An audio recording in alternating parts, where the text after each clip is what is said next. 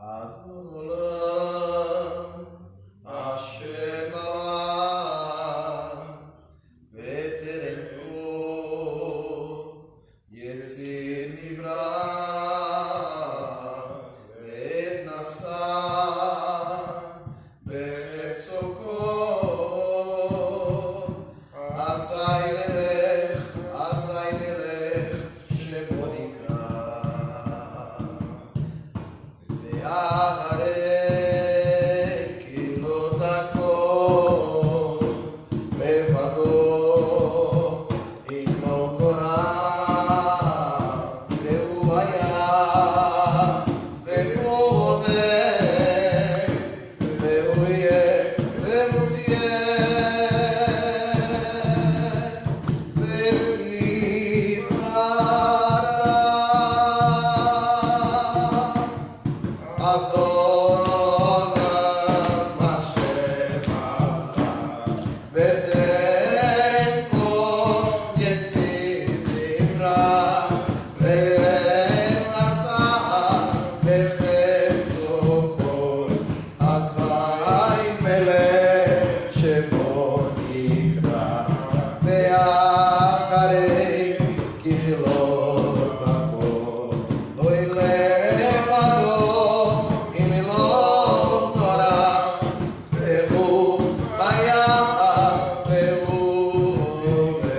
imilot Torah, ve'hu haya, ve'hu hoveh, ve'hu yeh, v'tifara. Adon Olam Asher malach B'Terem Kol, Yetzir Nivra, V'et Nasa, B'Chefetzo Kol, Azai Melech Shemo Nikra. Acharei kilot hakol, levado imilot Torah, ve'hu haya, ve'hu hoveh, ve'hu yeh, v'tifara. Adon Olam Asher malach B'Terem Kol, Yetzir Nivra, V'et Nasa, B'Chefetzo Kol, Azai Melech Shemo Nikra. Acharei kilot hakol, levado imilot Torah, ve'hu haya, ve'hu hoveh, v'tifara. Ve'hu haya, ve'hu hoveh, v'tifara. Saravá! Boa noite! Sejam todos muito bem-vindos, muito bem-vindas a mais uma conversa com o Pai Thiago. Nessa noite muito mais do que especial. Eu garanto para vocês, a depender da nossa conversa, antes de entrarmos ao vivo, ela vai render e muito.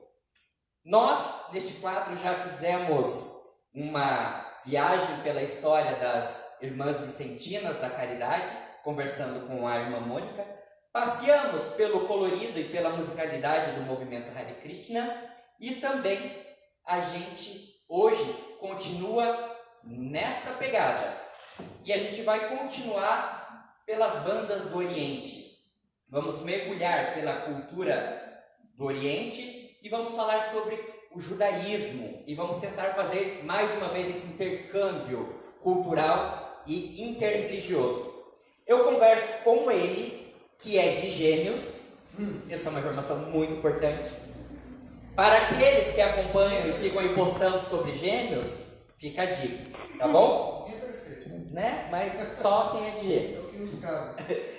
Eu converso com ele que é de Gêmeos, formado em filosofia, professor de cabala, está à frente do Instituto, eu não vou saber falar o nome de Malhut, de filosofia, de cultura, como é que é? Filosofia, cultura e terapia. Isso.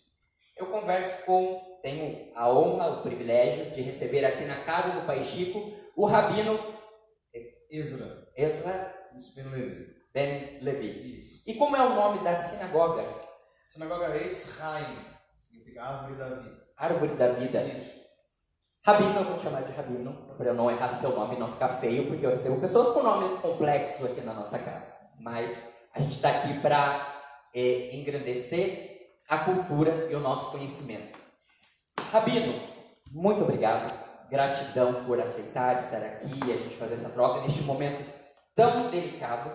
Eu já passo a palavra para você, para fazer essa apresentação. Mas lembrando que este encontro só está sendo possível pois nós estamos respeitando todas as medidas de segurança neste momento de pandemia. Estamos mantendo o distanciamento necessário. Antes de iniciarmos a live, estávamos com nossas máscaras. Ao terminar, a gente coloca. Temos aqui o álcool em gel e também quem está aqui fazendo essa gravação está utilizando a máscara, está com a distância necessária e também com os cuidados. A gente só está mantendo o nosso movimento para que a gente possa levar até você conhecimento, informação, mas claro, respeitando este momento, evitando todo e qualquer tipo de aglomeração. Então acompanha com a gente essa conversa, esse bate-papo que promete ser uma viagem muito gostosa.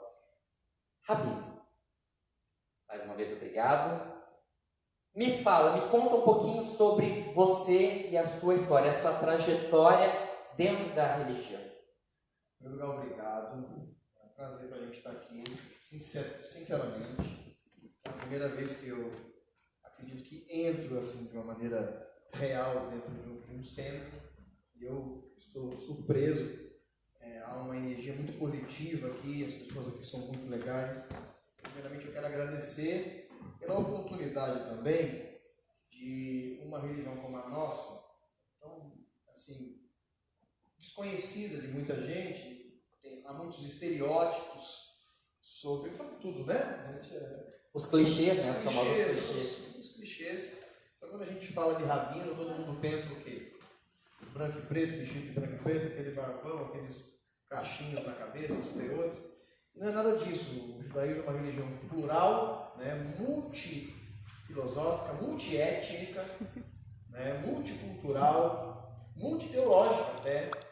Ela tem um escopo, né, central de sua tradição religiosa, porém ela é bem mais ampla do que as pessoas estão acostumadas hoje a perceber. Então, para nós é um prazer estar aqui. Eu quero agradecer em nome de todo o povo judeu espalhado pelo mundo todo. Saravá. A minha experiência judaica, ela começou em 1996, quando eu comecei a me interessar por essa cultura, antes mesmo de descobrir a minha ancestralidade. Eu passei por um processo de conversão ao judaísmo bastante longo. Deixa eu te interromper um pouquinho para eu entender, que aí já começa a desmistificar os preconceitos e esse estereótipo e o clichê.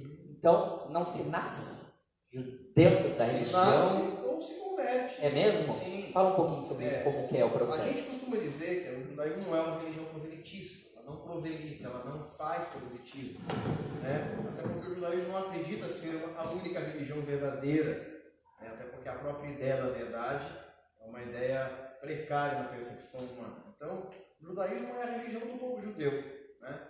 E aquele que abraça a religião judaica deve saber que ele não está abraçando uma religião, ele está abraçando uma civilização, uma história que tem 4.000 anos, que se inicia lá em Abraão, que se consolida em Moisés, há 3.500 anos atrás, e que é uma história de muita luta, de perseguições que o povo judeu sofreu. Porém, a gente dizer que nasce judeu, se converte, o judaísmo não acredita em conversão, na verdade. O judaísmo acredita em retorno. Então, se em algum momento de minha trajetória eu me interessei em fazer parte disso, para a Kabbalah, para a percepção espiritual, espiritualista judaica, eu estou retornando de alguma vida em que eu tenha sido judeu em alguma outra vida e agora estou apenas retornando, né? Um dos aspectos que as pessoas desconhecem sobre o judaísmo é que o judaísmo em grande parte dele, reencarnacionista também. Olha que interessante. Isso dentro do conceito que você me falava um pouquinho antes da gente entrar, universalista? Não. De um modo geral. De um modo geral. O judaísmo está dividido em duas principais vertentes. A vertente racionalista e a vertente mística. A vertente racionalista, ela não duvida da reencarnação, porém não conversa sobre ela. Ela acredita que devemos conversar sobre essa vida. Você só aproximar mais para a gente captar logo. Ela conversa sobre essa vida e sobre as problemáticas que ela envolve. A linha mística, que é a linha da Kabbalah, que sempre existiu no judaísmo, ela fala abertamente sobre isso. Porém, a crença da imortalidade da alma, essa sim, ela é generalizada. Todo o judaísmo acredita na imortalidade da alma já há muito tempo, né? Já faz milhares de anos que essa crença já existe no nosso meio. Ele se fundamenta, se conceitua, e aqui é para eu entender, é um leigo mesmo realmente perguntando, na Torá, e o que isso significa? Então, a Torá, a lei, ela se preocupa em dar uma regra para o judeu viver nesse mundo. Tá? Quando Moshe vai ao Sinai, e o Sinai pode ser o que quer que seja, o Sinai pode ser uma montanha, mas acima de tudo, o Sinai é uma experiência. Reconhecemos a existência dessa experiência, essa experiência desse personagem arquetípico chamado Moisés, que afirma ter descido dessa experiência, trazido uma lei. A própria filosofia vai dizer que toda lei descende dos planos superiores. O homem pode criar regras, mas essa regra será apenas a representação terrena de uma lei maior.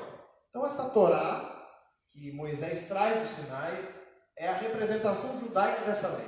Essa lei cósmica. Os Vedas vão ter uma outra forma de enxergar essa lei, os povos africanos e assim por diante. A nós cabe nos conduzir por essa lei judaica que Moisés nos trouxe. Na Torá não há nenhum registro sobre a imortalidade da alma, sobre o que acontece depois da morte, sobre reencarnações, sobre coisa alguma. Não no primeiro plano interpretativo. A Torá possui 4 principais planos interpretativos. O primeiro nível, que é o nível literal, a gente chama de Peshat. O segundo nível, Remes, que é um nível simbólico. O quarto nível, que é o nível moral, o que eu posso trazer para a minha vida prática, eu que não sou nem Abraão, nem Moisés, e nem Arão, o que eu posso trazer para mim, que é o Anicado, que esse texto precisa para mim. E o nível Sode, que é o nível mais profundo, o nível místico, e aí nesse nível místico, esses sábios, principalmente no século I, e aí houve uma interrupção dessa temática, no século I depois de Cristo, isso era muito evidente. Lá no século I você tinha os essênios, que eram místicos, que se refugiaram no deserto, viviam em comunidade. Você tinha os fariseus, que acreditavam já na imortalidade da alma de uma maneira mais platônica, por influência grega. E você vai ter, lá muito depois, no século XV, você vai ver um ressurgimento dessa temática dentro da Kabbalah, do Zohar, que é a principal obra mística da Kabbalah judaica. E aí no Zohar, Rabi Shimon Bar Yochai, que viveu no século I e que teria sido o verdadeiro autor desse livro, ali ele destrincha toda a alma, a ideia das Sefirot, da árvore da vida e tudo mais, e os mundos e as dimensões do físico, energético, espiritual e etc. Ele vai destrinchar isso utilizando uma nomenclatura, um jargão cabalístico, para explicar basicamente a mesma coisa que você encontra nos Vedas, que você encontra no xamanismo, que você encontra em várias outras religiões, que pouca gente sabe que a origem verdadeira judaica é uma origem tribal. O povo judeu era uma tribo, uma tribo de, vamos dizer assim, de beduínos que caminhavam no deserto. Era uma tribo, eram 12 tribos que se organizavam como tal, que pensavam como tal. Então, houve um período no judaísmo em que tudo que ele tinha era uma experiência tribal. Então, esses elementos tribais ainda estão dentro do judaísmo. Como o judaísmo foi para a diáspora, sofreu a diáspora do Império Romano, foi para a Europa, ele passou por tudo que todas as sociedades passaram, tiveram acesso ao iluminismo, tiveram acesso ao cartesianismo, etc. E na Europa ele vai ganhar um viés mais ocidental. E boa parte desse judaísmo ancestral vai ficar escondido. E aí cria então essa divisão entre os mais...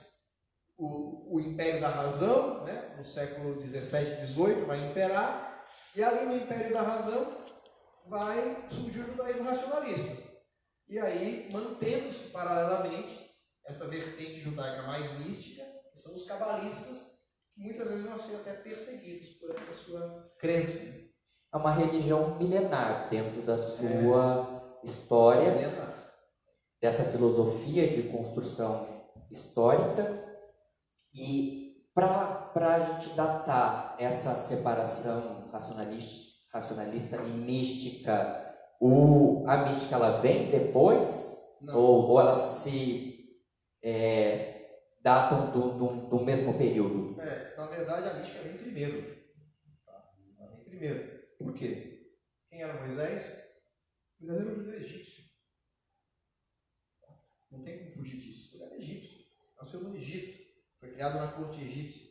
Quando você olha para uma arca, a Arca da Aliança, com os dois anjos em cima, os dois querubins em cima, é exatamente igual à arca de Ísis.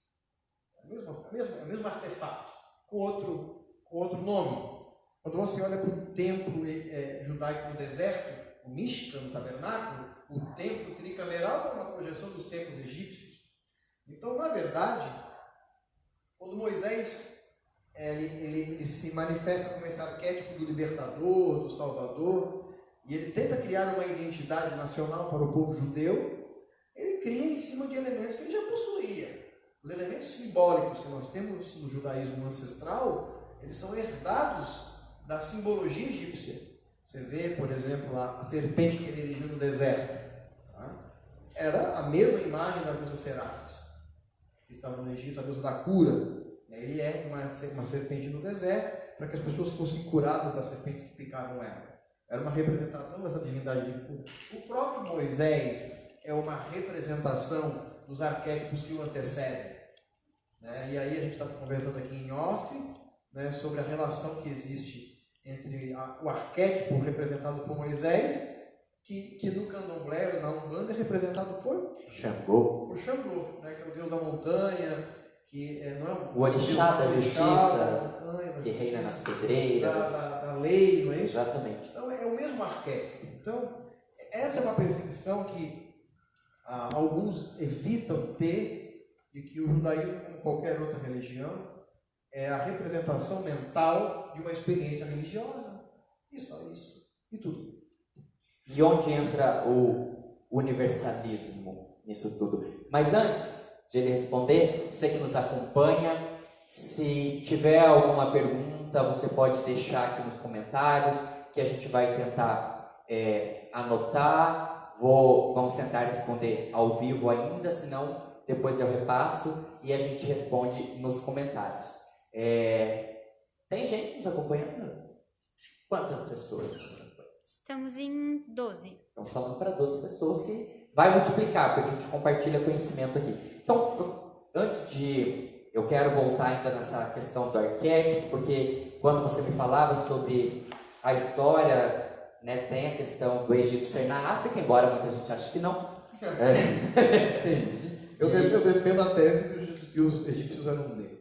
Para a gente poder falar um pouquinho dessa relação da matriz africana e também estabelecer esse paralelo, mas eu queria aproveitar a linha de raciocínio e o gancho de falar dessa questão universalista, mesmo porque você falou que para estarmos aqui tendo essa conversa, porque existe esse conceito dentro da prática, Então, isso. Veja bem, eu passei por várias fases na minha religiosidade, tive minha fase ortodoxa, tradicional, e quando a gente vai crescendo, a gente vai amadurecendo, a gente vai estudando, a gente vai percebendo que certas coisas, elas não precisam fazer sentido, ainda que possam fazer para muitos. E elas não precisam fazer porque elas não fazem nada de positivo. E uma das coisas que a religião não consegue trazer de positivo é a separatividade. Tá? E quando eu falo religião, eu não estou falando da experiência espiritual, da experiência religiosa íntima minha e sua. Eu estou falando do sistema religioso. E quando o sistema adota a religião como mais uma ferramenta de domínio sobre a massa, vamos dizer assim. A religião, dentro da filosofia, ela ocupa o papel do bom. Platão vai dizer que a sabedoria se expressa no mundo através do bom, do justo, do belo e do verdadeiro. E aí ele vai dizer que a religião é a expressão do bom, a arte é a expressão do belo, a política é a expressão do justo, olha só, né? E a ciência, a expressão do verdadeiro. Ela é, porém, como tudo, o sistema é deturpado. Então a religião deixa de expressar o bom, a política deixa de expressar o justo. Quando institucionaliza, né? Aquilo que a gente falava. Isso, a partir do institucionalização. momento... Exatamente. Então esse processo aconteceu em todas as religiões. Minhas experiências são parte de uma caminhada. Tá?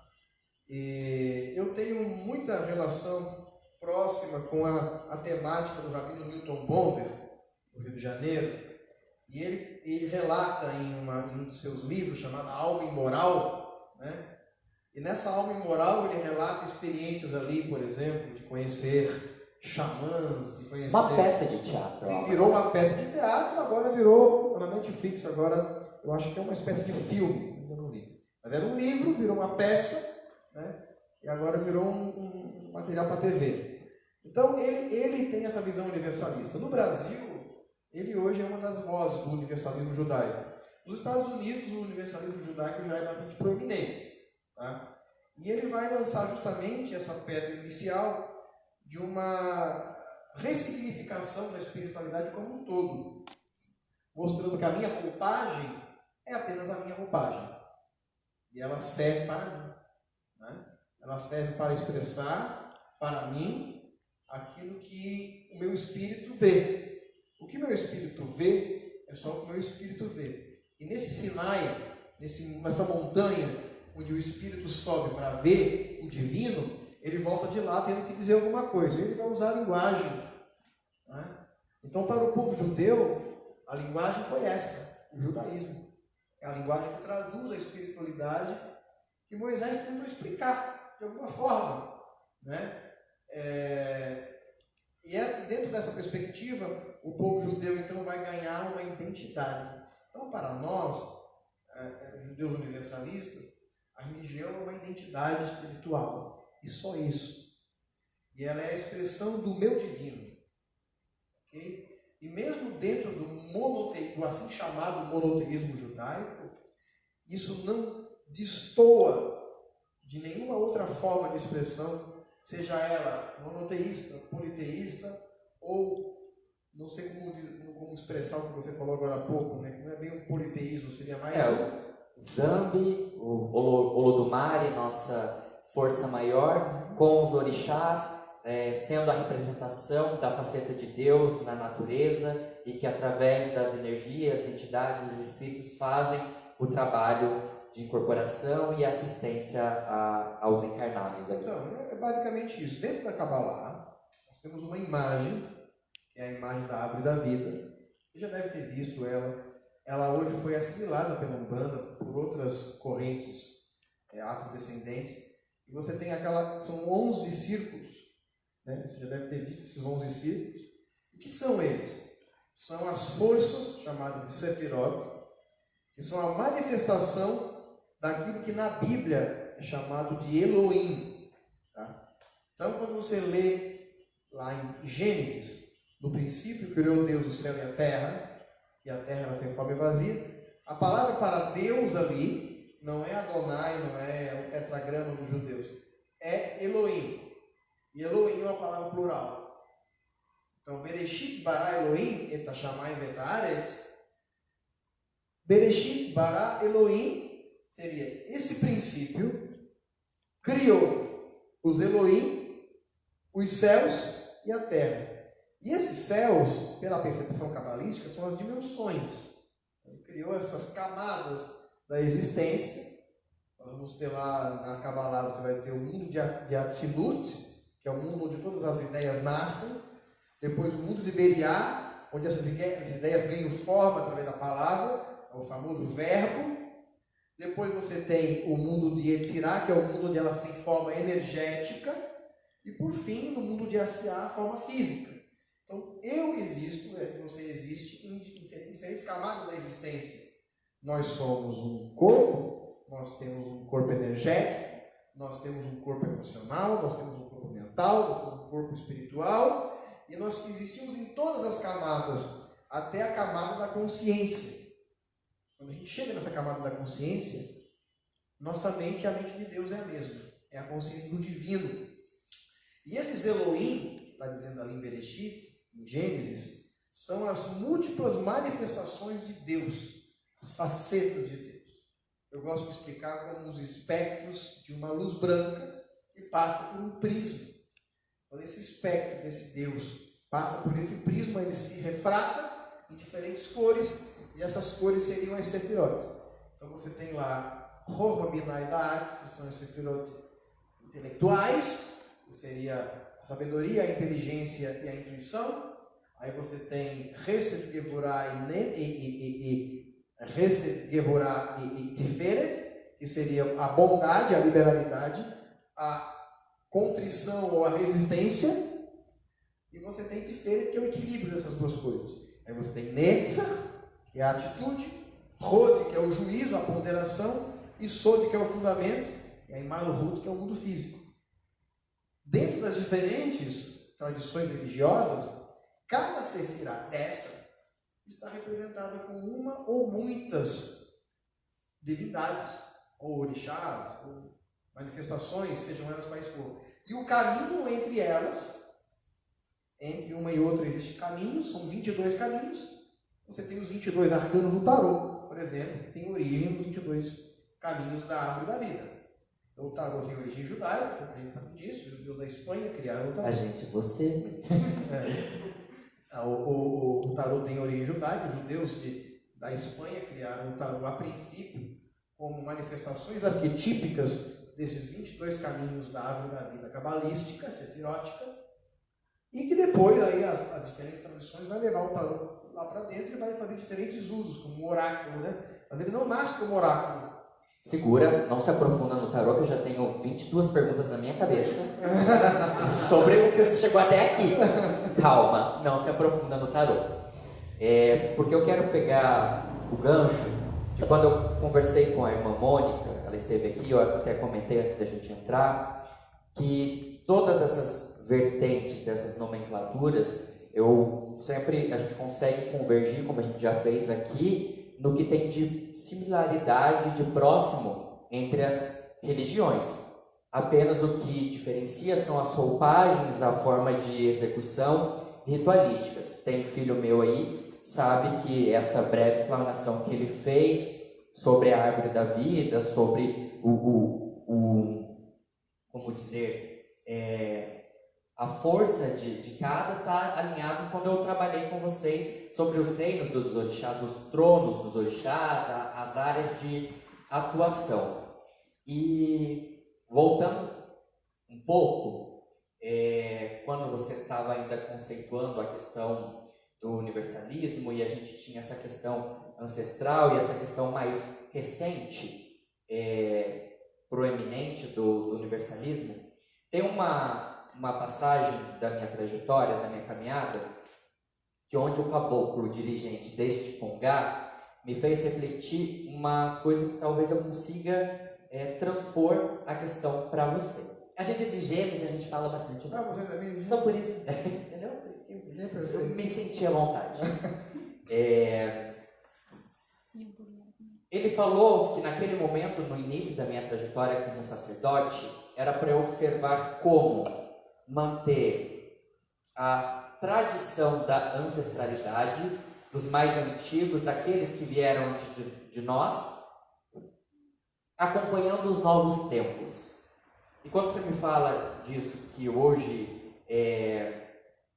o universalismo dentro do judaico é uma amplitude maior, mas sem negar essa tradição e ancestralidade, eu queria saber como é essa relação. Foi uma ótima pergunta.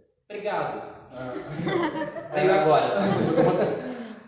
O universalismo, ele sempre existiu. Houve um tempo em que a religião se auto-enganou, achando que uma delas poderia levantar a espada da verdade absoluta. Isso foi um erro cometido na Idade das Trevas medieval dessa humanidade que a gente conhece aqui, dessa humanidade adâmica. Mas o universalismo ele reaparece no cenário judaico para salvar a tradição, e não para perder. porque você vê que dentro desse engessamento, posso dizer assim, de uma percepção um pouco mais ortodoxa, e vamos deixar bem claro que é o judaísmo ortodoxo quem mantém firme essa estaca. Cada judeu vai olhar para o judaísmo ortodoxo como uma referência, tá? É como se você olhasse para esses ancestrais que você acabou de falar, que trouxeram a experiência das religiões matriz africana para o Brasil, falando, é lá que eu tenho que olhar. Mas eu posso fazer uma releitura disso nos dias de hoje, porque se eu fizer a leitura que eles tinham em 1920, mil e tanto, eu vou trazer para cá e as pessoas não vão entender, né? Então, eu preciso abraçar essas pessoas, essa nova mentalidade. E o judaísmo precisa respeitar o espírito do tempo, a gente fala. Então, essa percepção universalista, ela vem para trazer o judeu de volta. Porque se tem uma coisa que o judaísmo não quer fazer, é tornar ninguém judeu. Mas uma coisa que o judaísmo quer fazer, é fazer com que o judeu mantenha a sua tradição. Ele preserva que o judaísmo seja a casa do povo judeu, que o povo judeu mantenha a sua tradição. Quando ele se fecha, e ele se coloca como verdade sobre as demais, ele desperta ainda mais curiosidades para lá para fora. Então, o universalismo ele vai pegar 20, 30 transparências, lembra da transparência antigamente, do retroprojetor, e vai sobrepor essas transparências e vai dizer, olha, o judaísmo é uma resposta judaica para as mesmas verdades. Então, por exemplo, o judaísmo, muitos rabinos do século XX, por exemplo, tinham receio de falar da reencarnação. Porque acreditavam que a reencarnação era parte de uma identidade estranha, porque tinham sido formados no judaísmo europeu do século XVIII e XIX. Enquanto isso, os cabalistas eram marginalizados. Mas quando, no fim do século XVIII, o movimento kardecista surge na Europa, etc. E há muita gente se interessa por esses fenômenos inegáveis, então os cabalistas voltam a ser necessários. E eles falam, isso a gente já crê na ancestralidade judaica há muito tempo. Os profetas, que a Bíblia fala, já criam nisso. Então é exatamente o inverso.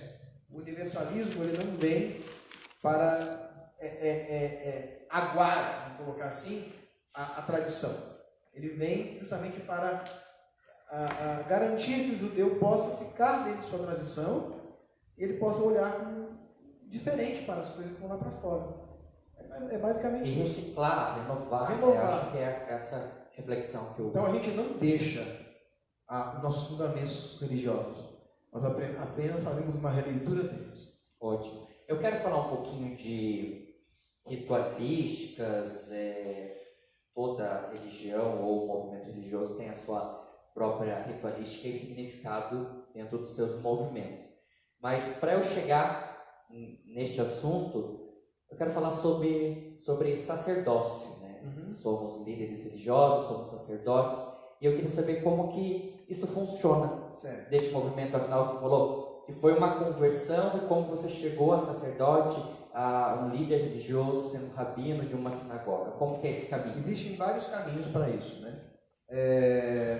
A minha conversão se deu fora do Brasil. Foi em Londres, a minha circuncisão aconteceu. Eu tenho encontros internacionais. Não, foi apenas uma questão prática. E aí, a caminhada rabínica ela vai variar de duas maneiras. Existe a caminhada rabínica acadêmica, que se dá através de uma yeshiva, e se dá a caminhada rabínica comunitária, que se dá através do reconhecimento que uma comunidade vai te dar pelo aquilo que você é e aquilo que você exerce. Tá? É uma investidura que a própria comunidade te dá. Tá? Então, a formação rabínica acadêmica e a formação rabínica comunitária, ela é igualmente kasher, para usar a palavra judaica. Ela é igualmente viável. Tá? Até o século I, por exemplo, e até o século VIII, não havia academias rabínicas. Não existiam os rabinos da antiguidade. Todos esses rabinos são a base, Eles não tinham formação acadêmica, tinham formação comunitária. E aí existe um termo dentro do judaísmo chamado Shemirah. Tá? A Shemirah é uma investidura que se dá pela imposição de mãos e por um rito de recepção e reconhecimento. Essa Shemirah, ela começa lá em Moisés, quando ele faz isso com os seus 70 anciãos, e ela vai vindo, né? E ela foi até o primeiro século. No primeiro século em diante, quando o templo foi destruído, a Shemirah não existe mais. Então, basicamente, o que é um rabino? O que é um rav, que é o termo que eu uso lá? Rav é aquele que acumula conhecimentos necessários para poder induzir as pessoas e ajudar as pessoas na sua condução religiosa. Ele não é um sacerdote no sentido como a maioria das religiões tem. O judaísmo não tem mais sacerdote, a figura daquele que intermedia entre Deus e as pessoas. Essa figura deixou de existir quando o templo foi destruído. No judaísmo, o rabino é um professor, apenas e tão somente um professor. Ele é um mestre no sentido de que ele ensina hebraico, ele ensina Torá, ele ensina Talmud, ele ensina Kabbalah, ele ensina Alahá, que são termos dentro da lei judaica. Ele faz circuncisão, ele faz abate de animais, ele escreve os livros sagrados, ele conhece, ele tem um amplo conhecimento de tudo aquilo que o judaísmo precisa para existir. Então, ele é consagrado. Há uma consagração, sim, há uma consagração, é chamada de a cavalinha do judeu, ou cruzamento. Existe uma consagração, mas não no sentido da maioria das religiões, porque o judaísmo não tem sacerdócio. Então, essa consagração que você fala, ela existia até o século I da Era Comum, que se dava através de raspava todos os pelos do corpo, ficava dentro de uma tenda por 7 dias. Todo um rito muito parecido. Está falando do judaísmo? Do judaísmo.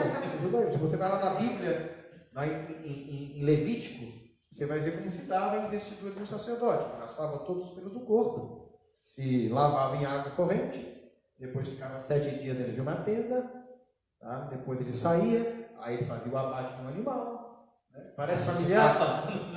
Mas é assim que está lá. E foi isso que fez com Arão, irmão de Moisés. Tá?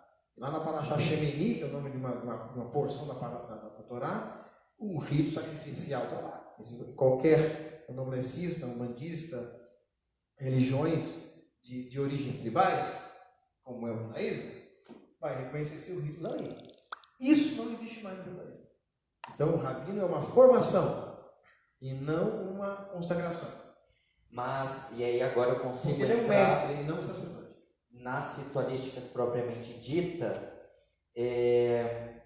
então quais são as ritualísticas durante a caminhada, seja desde o nascimento, na transição, tem o Bar Mitzvah.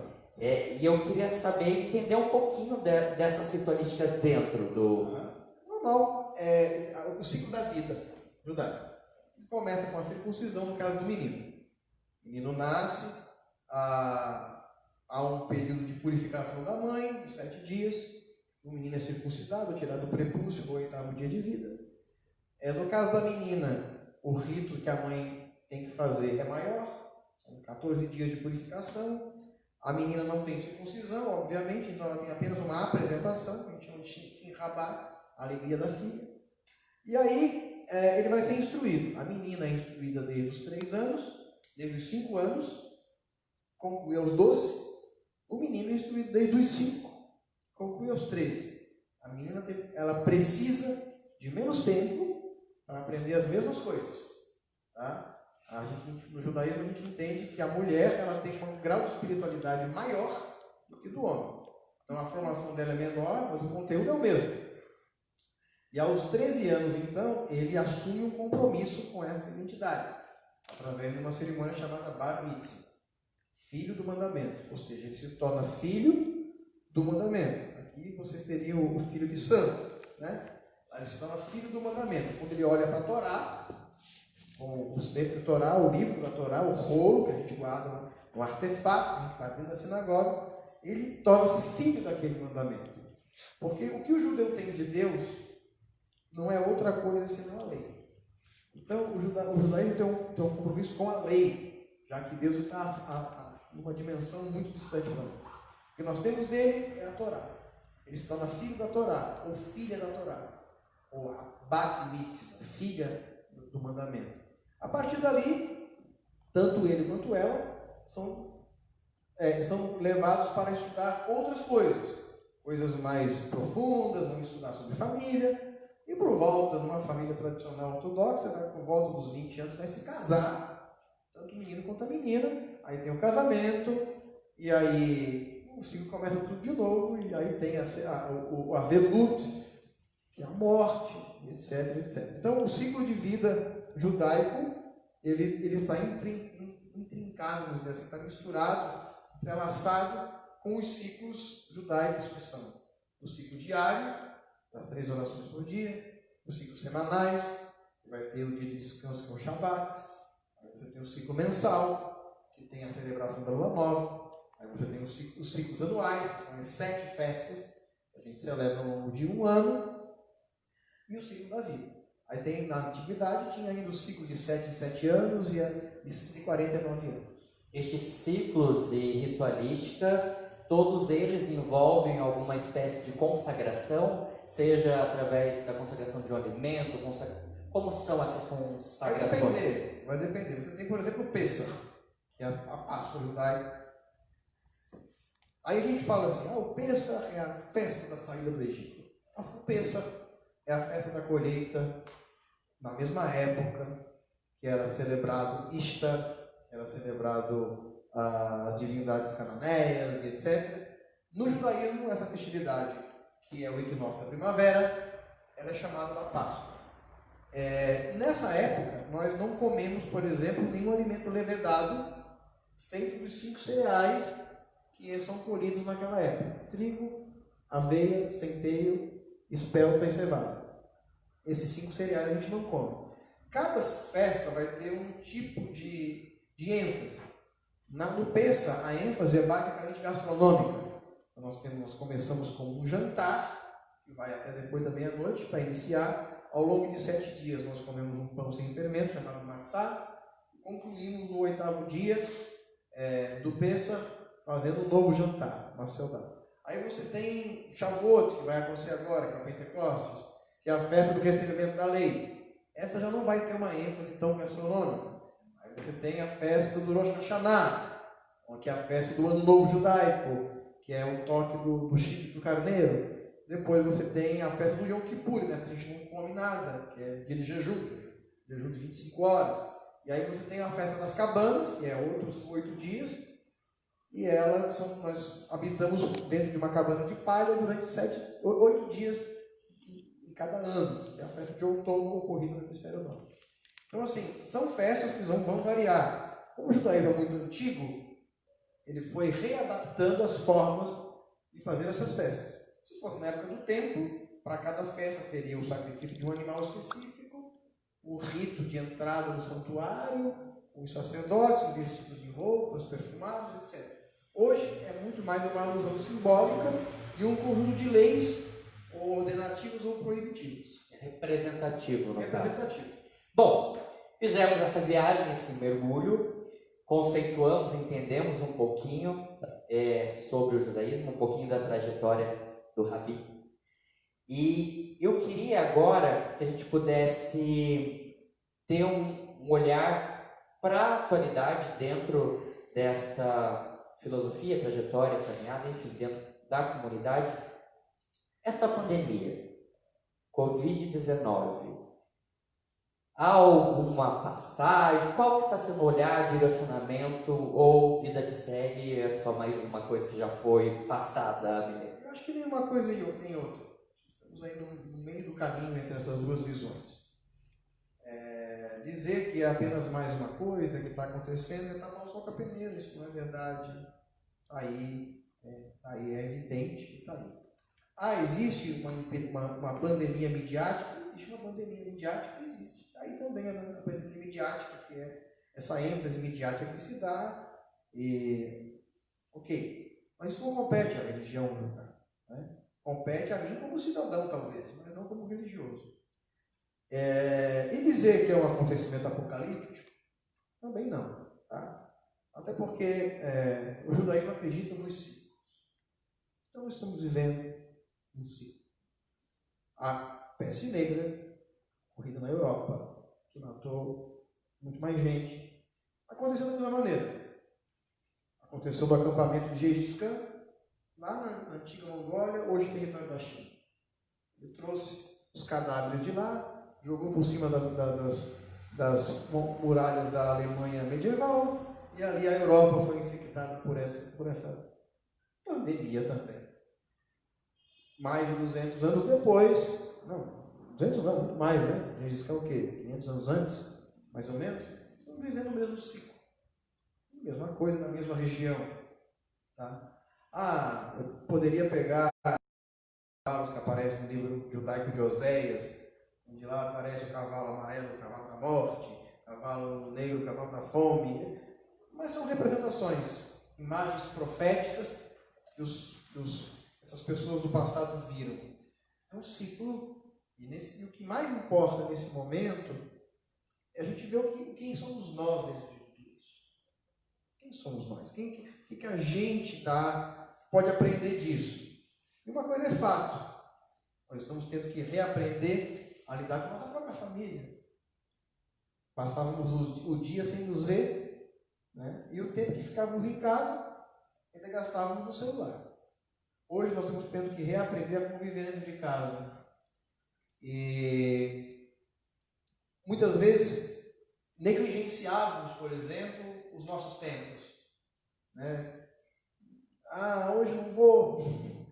Eu sei que é sacerdote Estou sabe. com preguiça, hoje eu não vou. Hoje eu não vou. Eu sei que é sacerdote sabe que pra tem que pegar filho no laço. Isso para nós é ruim, né? Não está aqui, né? E aí, hoje, elas não podem ir. E aí você vê elas querendo ir e não podendo ir. Né? Então nós estamos sendo reavaliados. Dentro da Kabbalah, nós estamos na Sefirá de Hod, que é a Sefirá da Justiça. Que é o ano de Xangô. Que é a Sefirá de Hod, que é o ano de Xangô. E é essa divindade, ou essa força, que é a Sefirá de Hod, uma força de justiça. Tá? E o que quer que aconteça aqui, o que quer que a humanidade esteja sendo julgada, ela terá que pesar nessa balança de Osíris o seu coração. Né? O coração, nessa metáfora egípcia, o coração da humanidade está sendo pesado. E o que está sendo avaliado aqui tem nada a ver com a vida e com a morte. Até porque a vida e a morte é uma ilusão. O que está sendo avaliado aqui é como estamos reagindo a tudo isso. Como a gente está levando isso tudo para frente. Como estamos contando os nossos mortos. Como estamos contando. Não é quantos são, mas como estamos contando. Estamos contando em números? Estamos contando pelo nome? Quem está morrendo? Pelas ações? Pelas ações. Que luzes estão sendo apagadas no mundo? Quem estamos perdendo de fato? Nesse problema todo que estamos enfrentando. E qual é a falta que cada pai de família, cada pessoa, pai, mãe de família que está morrendo, vai criar nessa sociedade. Não é o que a sociedade está perdendo enquanto número, mas é o que a sociedade está perdendo enquanto potenciais. Ok. Como estamos contando? Não é quantos estamos contando, mas como estamos contando. Quem são esses? Né? Mas precisa morrer um artista, né? Um intelectual qualquer, para a gente falar, morreu tal pessoa de Covid-19. Ok. Agora entrou em evidência de que esse fez um papel pela sociedade comum, mas existe uma história morrendo, um pai morrendo, etc. Então, é isso que está sendo avaliado. Pela perspectiva da Kabbalah, estamos vivendo um período estamos diante de um tribunal e estamos sendo avaliados. Nos planos superiores, estamos sendo avaliados com toda certeza. Como humanidade e como civilização. Achadinha do cabo de ouro. A gente está se encaminhando para o final do nosso bate-papo, da nossa conversa. De antemão, vou agradecer mais uma vez. Eu acho que a gente poderia estender esse bate-papo. Ele ramifica para várias reflexões, mas acho que hoje a gente deu conta aqui de iniciar e estreitar laços. Antes de eu direcionar ao final, a gente tem alguma pergunta? Você pode trazer aqui para a gente, por gentileza. Aprendeu. Muito obrigado. Antes de você perguntar, quero acrescentar uma imagem, fica à vontade. ao que eu falei há pouco. Duas imagens. Uma é a imagem de Moisés levantando a serpente no deserto. E essa imagem representava o próprio povo. O povo foi acometido ali, de acordo com a mitologia judaica, com a lenda judaica, ele foi acometido daquelas serpentes por conta da fofoca. Eles fizeram uma coisa que no judaísmo a gente chama de lashon hará, a língua venenosa, a língua malvada. E aí Deus enviou cobras para os matar. Quem eram as cobras? Eram eles mesmos, era uma representação de si próprios. E quando Moisés levanta uma cobra, uma serpente, no deserto, eles olham para a serpente e eles estavam olhando para si mesmos. Nós somos serpentes. E aí eles foram curados. E é uma oportunidade para que a humanidade olhe para si. O que estamos fazendo com a nossa própria civilização, né?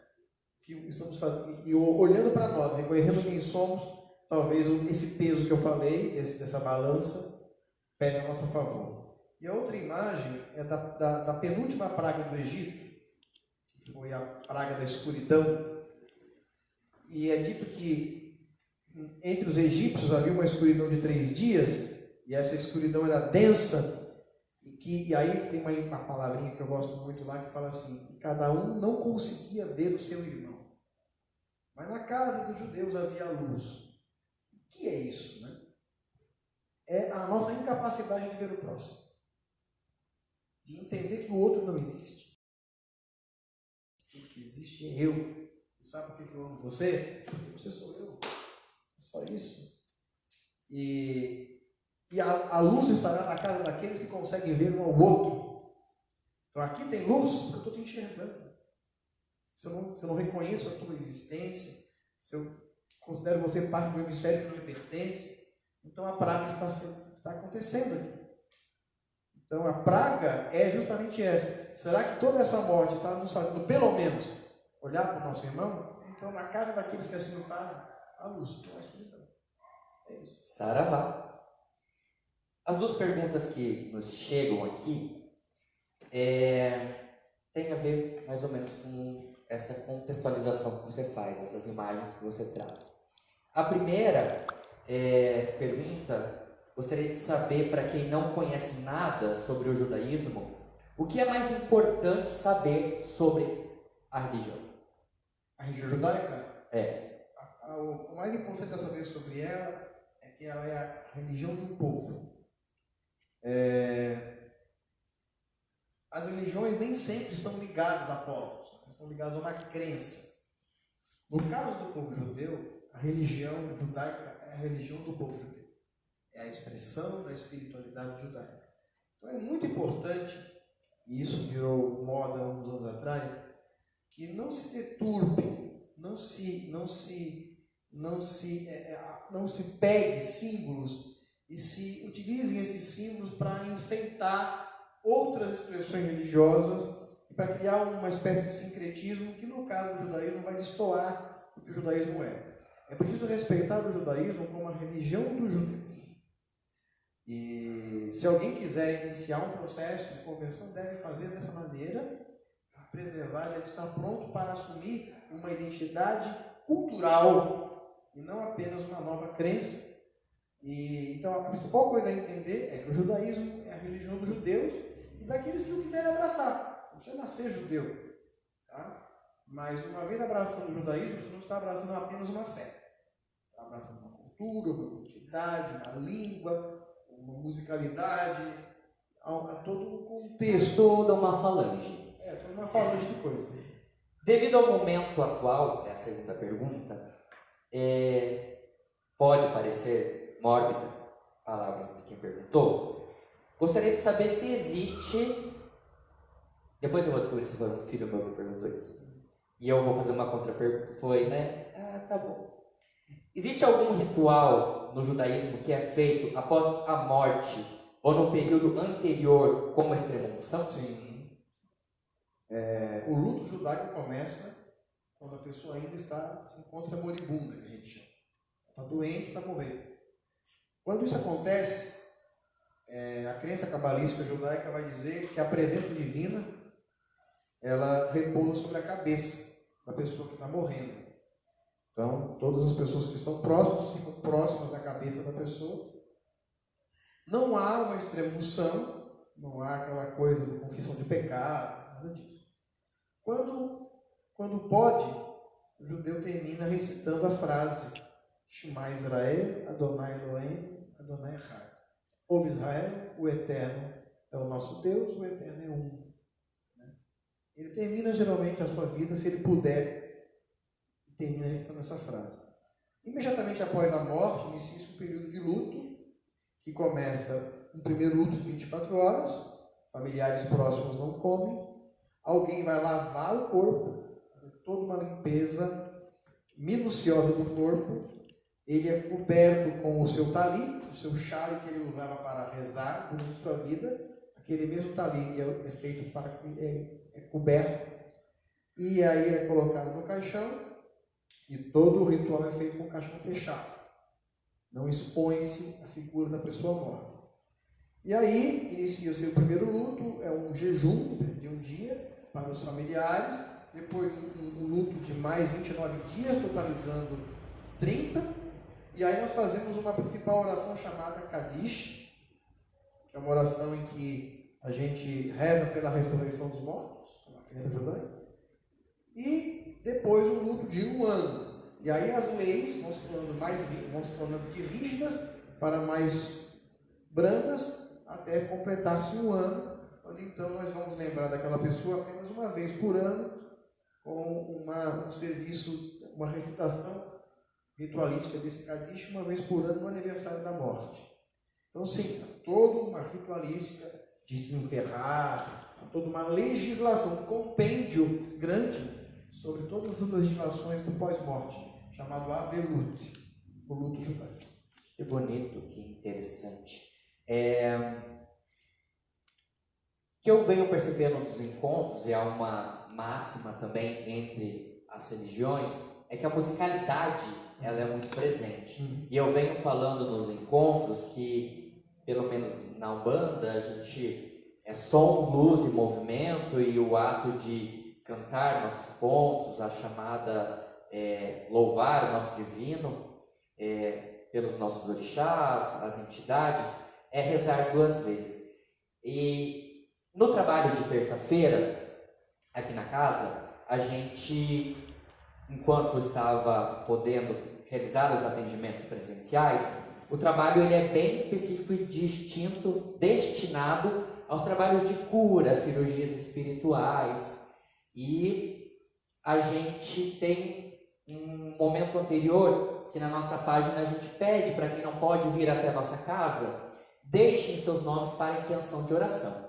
Mesmo neste momento a gente continua e a gente coloca aqui para os pretos e para as pretas velhas os nomes nas quartinhas, e toda terça eu venho e continuo as orações pela humanidade, pelo nosso planeta, por essas pessoas que necessitam dessa cura física, mental, emocional, psicológica, espiritual.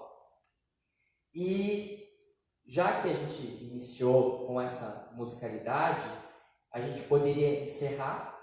Eu vou convidar você para rezar comigo. A minha filha falou de uma música que é como é o canto, minha filha? Essa aqui vem do começo. É a mesma coisa. É a Dona Olano. Que a gente possa... Mishaberá, da Debbie Friedman. Mishaberá, Rapoteiro. Eu não vou arriscar não sei cantar, né? Eu sei. Sabe? Que a gente possa fazer essa oração. Mas antes de a gente fazer... a oração pelos enfermos. Isso. Da Brava Fria. Que a gente faça essa oração, mas eu queria só finalizasse contextualizando a presença da musicalidade no judaísmo, a sua importância, e aí a gente faz essa... Tá bom. Então, assim, primeira coisa, é verdade, a musicalidade está dentro da tradição judaica. A gente diz a mesma coisa, quase como rezar duas vezes. A gente chama de kavaná, que é intenção. Não basta cantar, é preciso trazer intenção. Então, quando você traz intenção em vários níveis. Intenção mental, que é quando você pensa no que você está fazendo. Intenção emocional, você sente o que você está fazendo. E aí, quando você vai para a música, aí você pensa como arte, ou a expressão do belo. E o belo é um tipo de sacrifício que a gente dá para a divindade, para o sagrado. Então, a música ela não apenas tem uma finalidade litúrgica ou meramente artística, mas ela tem uma finalidade de cunho espiritual. Se tem uma coisa que Davi fez pelo judaísmo, foi trazer os músicos para dentro do templo. Até então não existia. Então ele traz instrumentos, ele traz harpa, ele traz chamava de derbak, os tambores. O tambor está muito presente na musicalidade judaica, a sefaradim, dos judeus da Península Ibérica, dos judeus dos países árabes. Então, sim, a musicalidade tem uma finalidade de elevar os nossos corpos sutis também para dentro dessa expressão ritualística, né? Então, a canção que a gente vai cantar, Mishaberá, Ou Avinu Malkeinu. ou Avinu Malkeinu. Avinu Malkeinu fica melhor para acompanhar. Avinu Malkeinu é nosso pai, nosso rei. Vaneno, que é... Socorra-nos, por favor, que nós não temos boas obras. Ainda que careçamos de boas obras, Age para nós e salva. Justiça e... Essa Eu música acho bem apropriado. E vontade. Essa música ela é cantada no Rosh Hashanah, no nome judaico, e no Yom Kippur, que são as duas festas ligadas ao signo de Libra, né, que é a balança, que os signos também têm relação com o judaísmo acredita nos signos, e é esse signo da balança que é o da justiça. Então a gente canta essa música na celebração dessas duas festas, onde nós estamos sendo julgados para o ano bom. Mas antes, a gente vai se despedir aqui de você que nos acompanhou. Meu muito obrigado. Se você gostou, dá um amei aqui no vídeo que vai ficar postado na nossa página. Compartilha, que a gente possa estender, levar a muito mais pessoas, a um número maior de pessoas, este encontro, este conhecimento adquirido hoje, e que a gente possa fazer a manutenção desse quadro tão importante nesse momento. Muito obrigado mais uma vez, gratidão. Tinha muito mais coisas que eu gostaria de falar, explorar. Não consegui voltar para o assunto da matriz africana, não consegui entrar no assunto do judaísmo xamânico, que eu queria muito, mas que não falte oportunidade.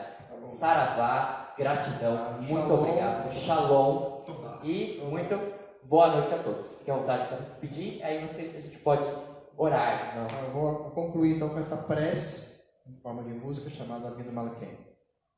Avinu Malkeinu, Avinu Malkeinu, Oneinu Vanenu, Kiel Manu Ma'asi, Avinu Malkeinu,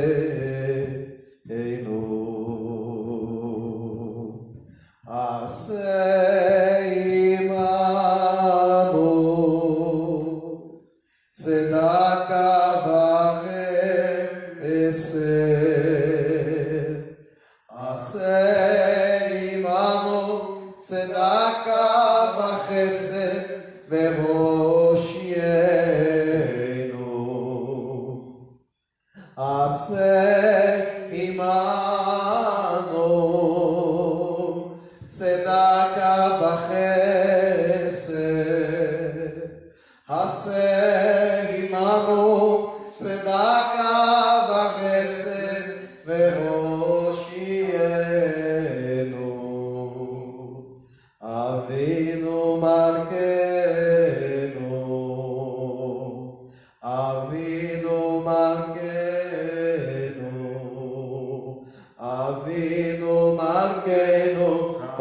Eloheinu, Vaneinu,